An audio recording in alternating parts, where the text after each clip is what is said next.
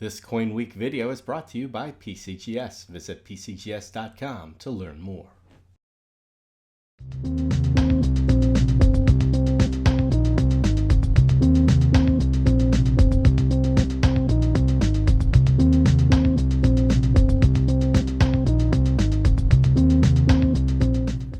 As a child of the 1980s, I was always fond of the Bicentennial Quarter. It still turns up in pocket change once in a while, and roll hunters can run across more than a few when poring over bank boxes. Most circulating specimens survive in fine to extra fine, with about uncirculated pieces popping up from time to time, no doubt hoarded coins that have found their way back into circulation after all these years. As for surviving mint state coins, who knows? More than 1.6 billion Philly and Denver business strikes were minted in the Bicentennial Quarter's 2-year run. It's possible that tens of millions are still being hoarded, not to mention the fact that this is the type of low-cost numismatic product that every coin dealer across the country has in stock. The reverse was designed by Jack R. In a mint press release dated March 6, 1974, R is described as the owner of Jack R Design and Sales, a design firm he started in 1972. R's company designed awards and plaques for local businesses.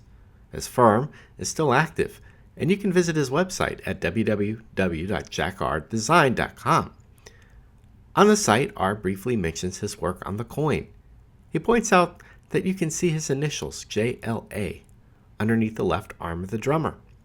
But outside of attending a few coin shows and signing special edition labels for PCGS, R has not made too much out of his numismatic celebrity in recent years. The key to collecting the 1976 Bicentennial Quarter is finding not only a coin free of detracting marks and scrapes, good luck with that, but also finding one that is fully struck. A clean obverse plus a fully struck reverse equals a premium quality coin.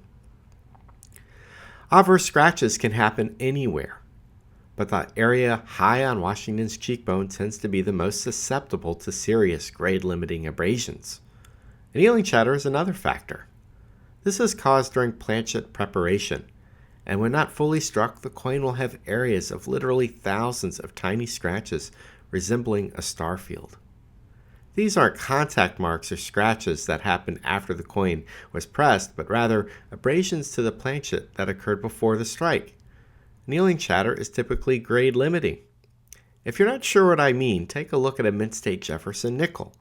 The typical Jefferson nickel is riddled with chatter, especially on and around Jefferson's jawline. On the reverse of the Bicentennial Quarter, you'll find that most are not fully struck, specifically near the top of the drum. I chewed through literally more than 1,000 75 and 76 mint sets this week to get a sense of the typical quality of mint set Bicentennial Quarters. The fact that the drum details are seldom fully stamped out is no secret to Washington Quarter specialists, but since it's a low-value coin, there hasn't been much of a demand for third-party attribution of fully struck examples.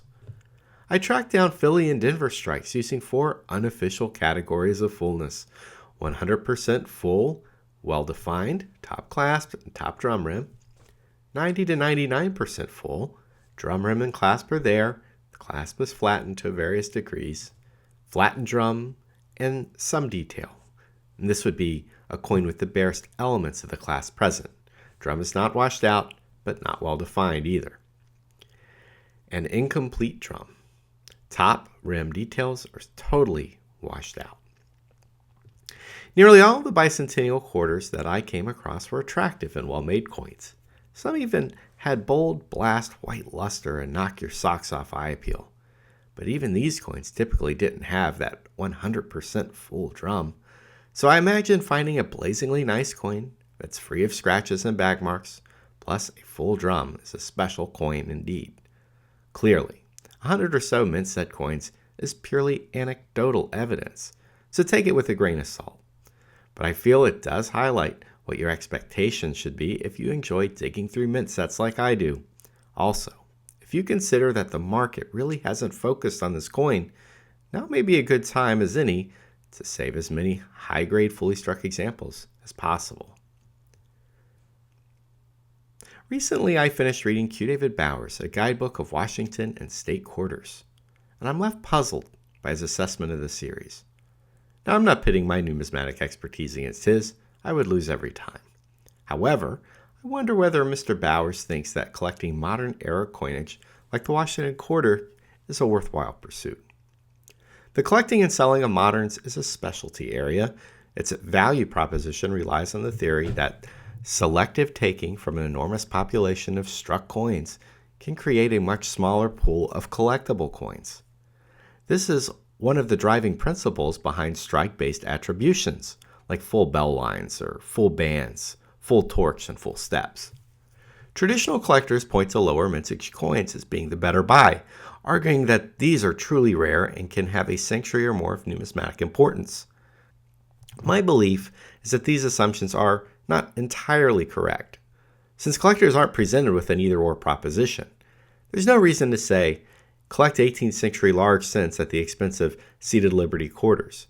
So the pursuit of top-quality toned Washington quarters and MS-66 does not come at the expense of putting together any other type of set.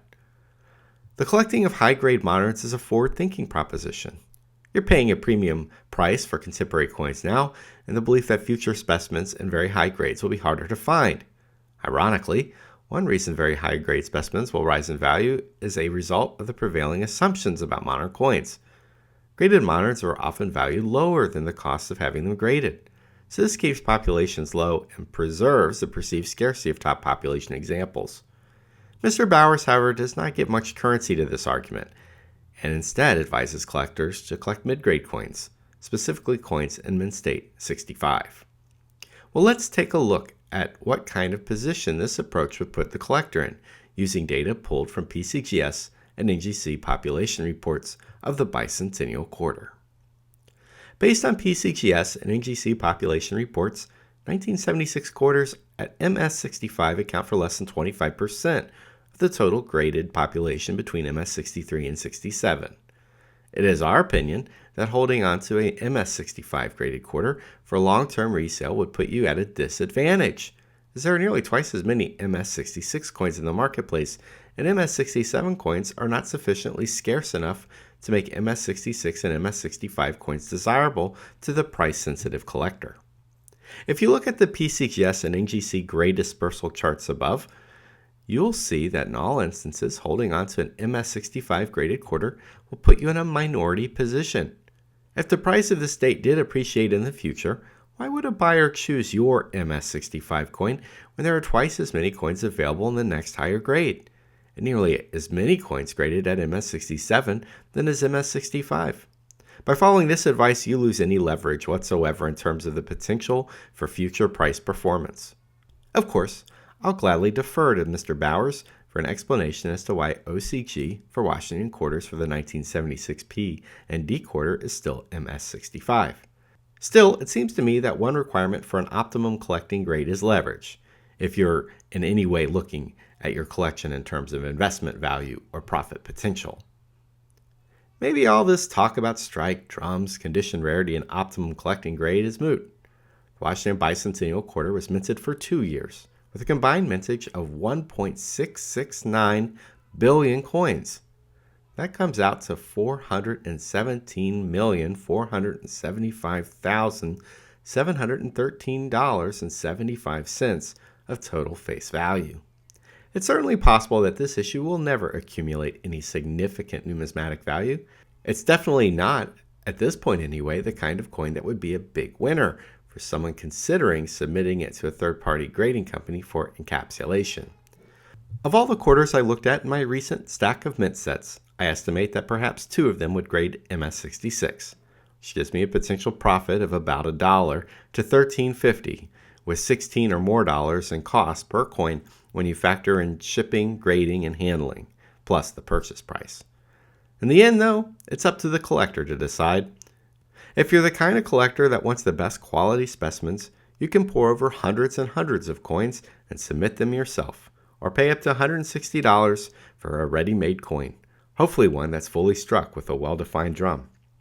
If you're the kind of collector that doesn't worry about having a registry quality set, then ignore everything I've just said, because Bicentennial quarters are still out there and they're still cheap. And they'll be that way for a long, long time. Oh, the memories.